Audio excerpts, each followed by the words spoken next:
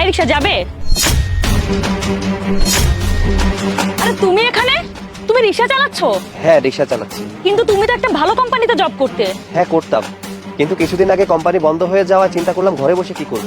ভাবলাম রিক্সা চালাই, ইনকামও হয়ে যাবে। আচ্ছা তুমি তো ভালো একটা জব খুঁজে নিতে পারতে, একটা রেস্টুরেন্টে কাজ করতে পারতে। এত কাজ থাকতে রিকশা কেন চালাচ্ছো? তো কি হয়েছে, কাজ তো কাজই, ঘর সংসার চলাই তো বড় কথা। না, সব কাজ কাজ না, কাজেরও একটা মান থাকে। তুমি তো রিকশা চালাচ্ছো, আমার ফ্রেন্ড সার্কেল জানলে কি ভাববে ওরা? আমার মান সম্মান কিছু থাকবে? ওদের কাছে মুখ দেখাতে পারবো আমি? কি শুরু করেছো তুমি এসব? আরে বাদ দে না। কি বাদ দিব? তুই তো খুব ভালো করে জানিস কলেজের সবাই আমাকে কি মনে করে। আর যদি শোনে যে পিয়ার হাজবেন্ড রিকশা চালায়, তাহলে সবাই মিলে কি ভাববে বলতো? আমার কি মান সম্মান থাকবে? আচ্ছা বুঝতে পেরেছি তো, বাদ দে না, চল। আরে চল।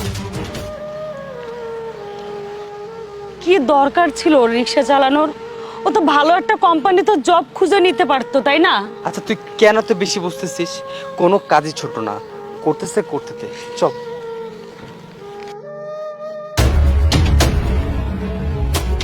আরে তুমি চলে এসেছো? হ্যাঁ এসেছি। খুব মজা লাগছে তাই না আমাকে আমার বন্ধুর সামনে অপমান করতে? আরে আজব ব্যাপার, তুমি এভাবে কেন কথা বলছো? তো কিভাবে বলবো? তোমার আক্কেল কিভাবে হলো রিকশা চালানো? আর কোনো ভালো জব খুঁজে পেলে না তাই না? আমার বন্ধু তো আমার সামনে কোনো কিছু বলে নেই, কিন্তু মনে মনে কি ভাবছে বলো তো? এখন ও যদি কলেজে গিয়ে সবাইকে বলে দেয়, তাহলে আমার মান সম্মান সব ধুলোর সাথে মিশে যাবে। আচ্ছা শোনো, তুমি রিকশা চালাও, যা মনে চায় তাই করো, কিন্তু আমার কলেজের সামনে তুমি রিকশা চালাতে আর যাবে না। আচ্ছা আচ্ছা যাবো না। আচ্ছা শোনো, তুমি না আমাকে বলেছিলে তোমার কলেজের জন্য 20,000 টাকা লাগবে? ওটা আমি জোগাড় করছি, আর মাত্র 2-1 দিনের মধ্যে জোগাড় হয়ে যাবে। কোনো দরকার নেই তোমার টাকা দেওয়ার। তুমি এই রিকশা চালিয়ে 10-20 টাকা পাও, আর এই 10-20 টাকা গুছিয়ে 2 দিনের মধ্যে 20,000 টাকা কখনো তুমি ম্যানেজ করতে পারবে না। আর তোমার কোনো যোগ্যতা আছে? তুমি যদি কোথাও ধার চেতে যাও, তাও তো তোমাকে ধার দিবে না। কি দেখে তোমাকে ধার দিবে বলো তো? আমার জন্য তোমার এতটা করার কোনো দরকার নেই। তুমি একটা কাজ করো, আমাকে আমার মতো করে ছেড়ে দাও, আমার টাকা আমি ম্যানেজ করে দিব, আর তুমি তোমার মতোই খাও।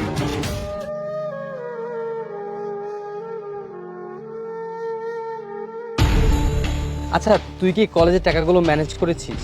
না রে, এখনো ম্যানেজ করতে পারিনি।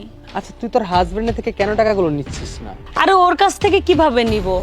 ও চালায় সামান্য রিক্সা, ভাড়া পায় মাত্র 10 থেকে 20 টাকা। আমার তো লাগবে 20,000 টাকা। আর ওর এমন কোনো যোগ্যতাও নাই যে ও অন্য কারোর কাছ থেকে ধার করে আমাকে টাকা দিবে। আচ্ছা তুই তো স্বামীর থেকে নিবি না তো কার থেকে নিবি? আর তুই তো নিজেও ইনকাম করতে পারিস না, তাই না? ও কোনোভাবেই দিতে পারবে না। এখন তো মনে হচ্ছে যে আমার কারোর কাছ থেকে টাকা ধার নিয়ে আসতে হবে। যদি ধারের কথা বলিস তাহলে একজন লোক আছে যে তোকে এই ধারটা দিতে পারে। দেখ আমি কিন্তু আমার বাসায় টাকা কথাটা বলে দিয়েছি। তুই এক কাজ কর, আমি ওই লোকটার কাছে তোকে নিয়ে যাই, তার কাছ থেকে তুই টাকাটা ধার নে, পরে না হয় জব করে টাকাটা পরিশোধ করে দিয়ে দিবি। আচ্ছা ঠিক আছে, চল তাহলে। শোন, তার সাথে কিন্তু আমার তেমন কোনো সম্পর্ক নেই। টাকাটা চাওয়া মাত্রই দিয়ে দিবে, কিন্তু একটু রিকোয়েস্ট করতে হবে। হ্যাঁ, আমি আমার সব প্রবলেমগুলো তাকে খুলে বলবো, আর সময় মতো আমি তার টাকাও দিয়ে দিব। ঠিক আছে, চল তাহলে। চল। আসসালামু আলাইকুম। ওয়ালাইকুম আসসালাম। তা শুভ কেমন আছো? জি চাচা, আমার অবস্থা ভালো, আপনার কি অবস্থা? আলহামদুলিল্লাহ ভালো আছি। আচ্ছা, যে কারণে আপনার কাছে আসা, এই মেয়েকে দেখছেন, ও হচ্ছে আমার ফ্রেন্ড প্রিয়া। ওর একটু সমস্যা হয়েছে, আসলে কলেজে কিছু টাকার প্রয়োজন, তো তার জন্য আপনার কাছে আসা। আর আমি জানি আপনি মাঝে মধ্যেই মানুষকে টাকা পয়সা দিয়ে সাহায্য করেন। আপনি যদি ওকে কিছু টাকা ধার দিতেন, ও কিছুদিন পর একটা জব নিয়ে তারপর আপনার সমস্ত টাকা পরিশোধ করে দিবে। আমি তো সাহায্য করতেই পারি, কিন্তু ওকে দেখে তো তেমন বয়স বলে মনে হচ্ছে না। ওর বয়স তো অনেক কম। তাছাড়া ও কি জব করবে? আর সময় মতো কি ও টাকাটা পরিশোধ করতে পারবে? আচ্ছা, ওর বাসায় কি কোনো গার্জিয়ান নেই? ওর ঘরে ওর হাজব্যান্ড আছে, কিন্তু উনি তো রিক্সা চালায়, তাই টাকাগুলো দিতে পারছেন না, তার জন্য আপনার কাছে আসা। তাহলে তো আমি দিতেই পারবো না। আর তাছাড়া ও টাকা কিভাবে ফেরত দেবে? আর ওকে তো দেখে মনে হচ্ছে বয়স এমনিতেই কম। চাচা, আমি আপনাকে কথা দিচ্ছি, আপনার টাকা আমি সময় মতো দিয়ে দিব। শুভ, একটু বল না। হ্যাঁ চাচা, ও ঠিকই বলছে, অনেক আশা করে আপনার কাছে এসেছি, প্লিজ আমাদেরকে ফিরিয়ে দেবেন না। আর নেওয়ার সময় সবাই ভরসা করে আসে, কিন্তু আমি তো ওকে নিয়ে কোনো ভরসা পাচ্ছি না। আর তাছাড়াও ওর স্বামী রিক্সা চালায়, এতগুলো টাকা কি করে শোধ করবো বলো? না না, আমি টাকাগুলো দিতে পারছি না। আরে সৈকত, তুমি এখানে কেমন আছো? এই তো চাচা, ভালো আছি। প্রিয়া, তুমি এইখানে কেন? তুমি এখানে কেন? তোমার এখানে কি কাজ? আমি যা জিজ্ঞাসা করছি তাই বলো, তুমি এখানে কেন আসছো? আসলে আমি শুভকে নিয়ে ওনার কাছে টাকা ধার নিতে এসেছিলাম, কারণ আমার কলেজের টাকাটা এখনো দেওয়া হয়নি তো। সৈকত, তোমার ওয়াইফ? আসলে কলেজের জন্য 20,000 টাকার দরকার ছিল। যদি পারতেন আমাকে টাকাটা দিলে আমার অনেক উপকার হতো। আমি সময় মতো আপনার টাকা আমি ফেরত দিয়ে দিতাম। আরে বাবা কি বলছো, সামান্য 20,000? তুমি আমার কাছে 50,000 টাকা চাইলেও আমি তোমাকে দিতাম, কারণ তোমার এই মহল্লা একটা সুনাম আছে, তাছাড়া তোমার লেনদেন অনেক ভালো। আচ্ছা সৈকত, দাঁড়াও বাবা, আমি দিচ্ছি। এই নাও, এখানে 1 লাখ টাকা আছে, তুমি রেখে দাও, তোমার যখন ইচ্ছা হয় তুমি পরিশোধ করো। আর আমি যদি জানতাম যে ও তোমার স্ত্রী, তাহলে তোমাকে এই পর্যন্ত আসতে হতো না, আমি দিয়ে দিতাম। না না চাচা, 1 লাখ টাকার তো আমার কোনো দরকার নেই, আমার দরকার 20,000 টাকা। আপনি 20,000 টাকা দিলেই হবে। তোমাকে নিয়ে আর পারি না। আচ্ছা বাবা, তুমি যা বলেছো আমি তাই দিচ্ছি। এই নাও, এখানে 20,000ই আছে। আর একটা কথা, তোমার মতো সৎ মানুষ এই যুগে পাওয়া বড় বিরল। এই নাও টাকা, কলেজের ফিসটা দিয়ে দিও, আর টেনশন করতে হবে না। আমি সময় মতো চাচার টাকা ফেরত দিয়ে দেব। চাচা আমি আসি। ঠিক আছে বাবা, ভালো থেকো।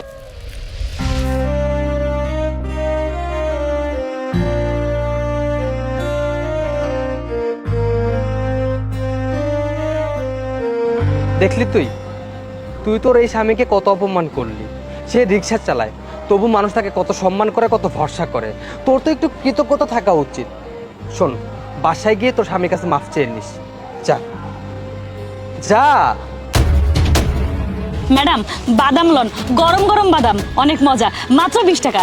বাদাম খাওয়ার তো অনেক ইচ্ছা আমার, কিন্তু বাদাম খাওয়ার টাকা তো আমার কাছে নেই। আপু, আমাকে বাদাম ফ্রিতে খাওয়াতে পারবা? আমার তো অনেক ইচ্ছা করছে বাদাম খাইতে। ম্যাডাম, এটা কোনো ব্যাপার হইলো? আপনার বাদাম খাইতে মন চাইতেছে, লন আপনি বাদাম খান, আপনার কোনো টাকা দিতে হইব না আমারে। আরে শুধু শুধু ওনাকে কেন লোকসান করাবে? না না ভাইজান, এতে আমার কোনো লস হইব না। ম্যাডামের যেহেতু বাদাম খাইতে ইচ্ছা করতেছে, ম্যাডাম বাদাম নিক, আমারও তো কোনো সমস্যা নাই। এই লন ম্যাডাম। সত্যি তো? আমি কিন্তু সত্যি টাকা দিব না। হ্যাঁ ম্যাডাম, টাকা লাগবো না। সত্যি তো? আমার কাছে কিন্তু আসলেই টাকা নেই। ম্যাডাম, আপনি বাদামগুলো খান, এই বাদামটা আমি আপনারে মন থেকে দিছি, এতে কোনো টাকাই লাগবে না আমার। শুনুন, আপনার হাতের সমস্ত বাদামের দাম কত? সব মিলাই 200 টাকা ভাইজান। আচ্ছা আপনি একটা কাজ করুন, আপনার হাতের সমস্ত বাদাম আমাকে দিয়ে দিন, আমি কিনে নিব। কিন্তু ভাইজান, আপনি যে কইছেন যে আপনার কাছে কোনো টাকা নাই। আরে আপু, টাকা আমিই দিব, আমি কিনে নিচ্ছি। আচ্ছা আপনার কাছে কি আরো বাদাম আছে? সত্যি কথা কইতাছেন ভাইজান? আপনি বাদাম কিনবেন, এইগুলো কিনবেন, আরো বাদাম কিনতে চাইতেছেন? আচ্ছা, ওই যে দোকানটা দেখতেছেন, ওই দোকানেই আমি কাম করি, আর ওইখান থেকে বাদাম আইনা আমি বাদাম বিক্রি করি। আপনি এক কাজ করুন, আপনি ওই দোকানে গিয়ে আরো 2 কেজি বাদাম কিনে নিয়ে আসুন, আমি বাদাম কিনে নিব। আচ্ছা ভাইজান, আপনি এখানে দাঁড়ান, আমি এখনই বাদাম নিয়ে আইতাছি। আপনি এক কাজ করুন, বাদামগুলো গাড়ির ভিতর রেখে দিন, আর তারপরে দোকান থেকে বাদাম নিয়ে আসুন। আচ্ছা।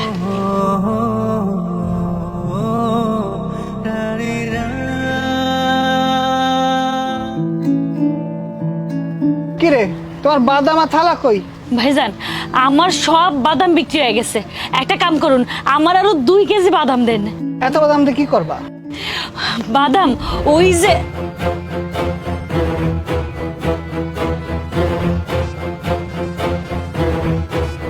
আমার টাকা দিয়ে যান, আমার টাকা।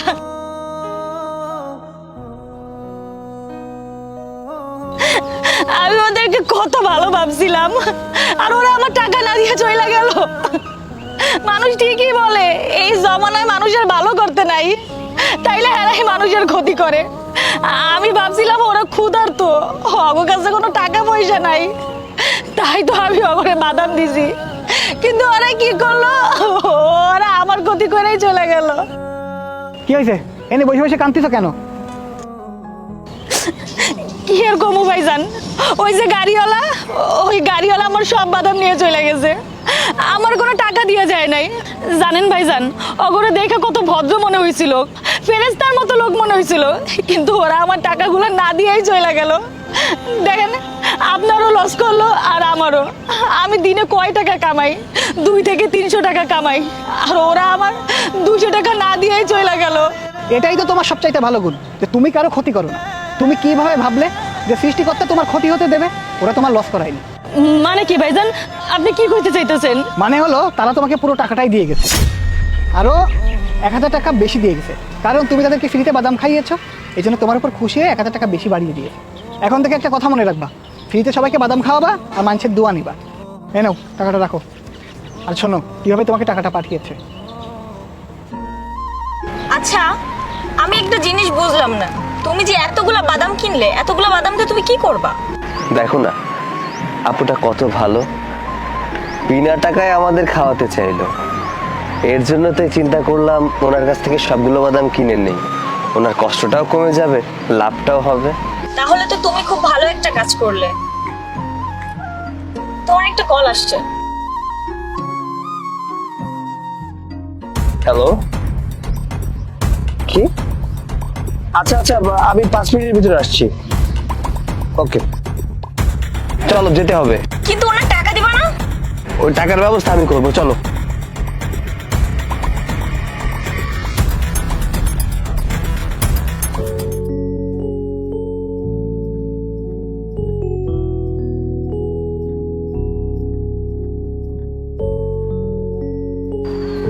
কি রে, 2000 টাকা কে দিল? হ্যালো, এটা কি করিম স্টোর? জি বলুন।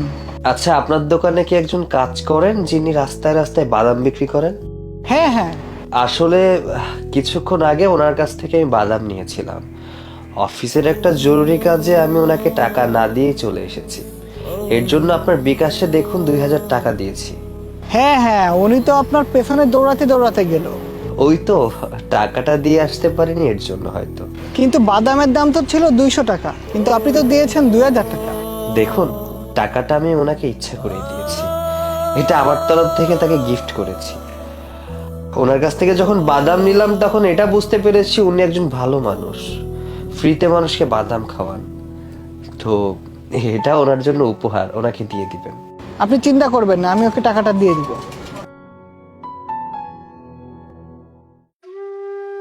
দেখলে কিভাবে টাকা পাঠিয়েছে?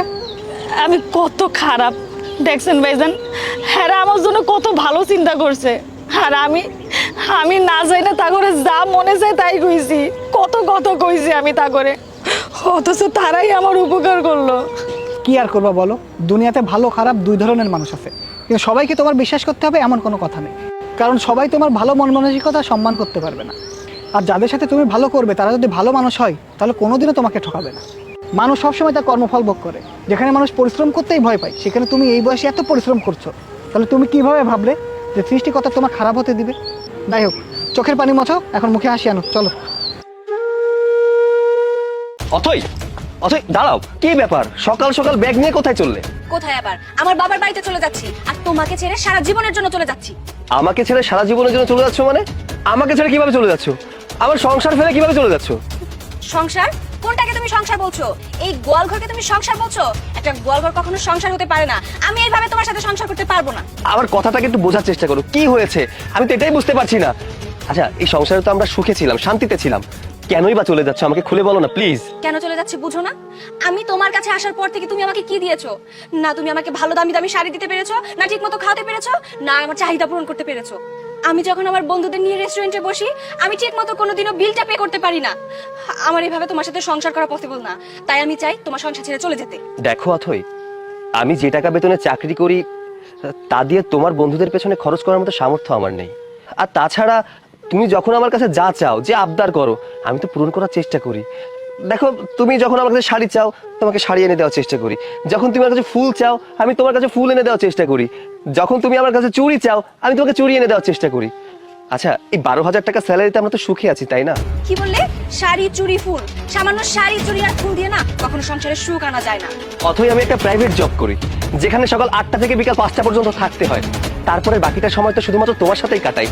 তোমাকে নিয়ে আমি ঘুরতে যাই। হ্যাঁ ঘুরতে, হ্যাঁ তুমি আমাকে ঘুরতে ঘুরতে নিয়ে যাও, আর ঘুরতে নিয়ে গিয়ে কি খাও? সামান্য 10 টাকার বাদাম খাও, যা ছিলতে ছিলতে আমার হাত ব্যথা হয়ে যায়, চাবাতে চাবাতে আমার দাঁত ব্যথা হয়ে যায়। আর অন্যান্য কাপলদের দেখো না, তারা তাদের লাইফ পার্টনার নিয়ে দামি দামি রেস্টুরেন্টে ভালো ভালো খাবার খেতে যায়। আর তুমি আমাকে কোনোদিনও দামি খাবার খাইয়েছো? সেই মুরত আছে তোমার? এই শোনো না, ওই যে দামি দামি রেস্টুরেন্ট আছে, ওখানে যদি আমরা খেতে যাই তাহলে আমি যে টাকা স্যালারি পাই তা তো এক বেলায় দিয়ে আসতে হবে। আচ্ছা তুমি কোনো চিন্তা করো না, আমি তো একটা ভালো জব করি, তাই না? আমার যখন প্রমোশন হবে, আমার যখন বেতন বাড়বে, তখন আমি তোমাকে নিয়ে খাওয়াবো। হয়েছে তোমার বেতন বাড়া, তোমার আর বেতনও বাড়বে না, আর আমার দামি দামি খাবার খাওয়াও হবে না। তাই আমি সিদ্ধান্ত নিয়েছি, তোমার এই ফকিন্নি বাড়িতে আমি আর এক মুহূর্ত থাকতে চাই না, আমি চলে যাব। এই অথই অথই প্লিজ প্লিজ অথই, আমার একটা কথা শোনো। শোনো না, আমি যেভাবেই হোক তোমার চাহিদা পূরণ করার চেষ্টা করব। প্লিজ তুমি আমার সংসার ছেড়ে যেও না, আমি তোমাকে অনেক ভালোবাসি। আমি যে কোনো মূল্যে হলেও তোমার সকল চাহিদা আমি পূরণ করব। আমাকে একটা সুযোগ দাও। ঠিক আছে, এইটাই তোমার লাস্ট সুযোগ, শেষবারের মতো আমি তোমাকে সুযোগ দিলাম। তুমি যদি নিজেকে চেঞ্জ করতে পারো তবে আমি এই সংসারে থাকবো, আর তা না হলে আমার বাবার বাড়িতে চলে যাবো। আচ্ছা এখন তো ঘরে চলো, চলো আসো। জানো, আজকে আমার অনেক বেশি আনন্দ লাগছে, তার কারণ আজকে আমাদের টাকা পয়সা বাড়ি গাড়ি সবকিছু হয়েছে। আর আজকে আমার এটাও মনে হচ্ছে যে এই পৃথিবীতে সবচেয়ে সুখী মানুষ আমি। এই নাও 1 লাখ টাকা, এটা দিয়ে শপিং করে নিও। 1 লাখ টাকা দিয়ে শপিং করবো আমি? Thank you. Hello? শোনো না, যাক চলে গেছে, যাক। এই 1 লাখ টাকা দিয়ে তো আজকে আমি শপিং করবো, চিল করবো, রেস্টুরেন্টে খাবো, আর আমার ফ্রেন্ডদের নিয়ে ঘুরবো। যাই।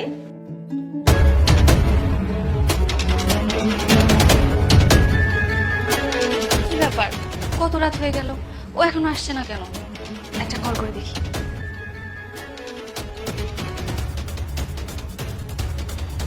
ফোনটা তো তুলছে না, কি করছে ও? ও আমার ফোনটা কেন রিসিভ করছে না? অনেক রাত হয়ে গেল।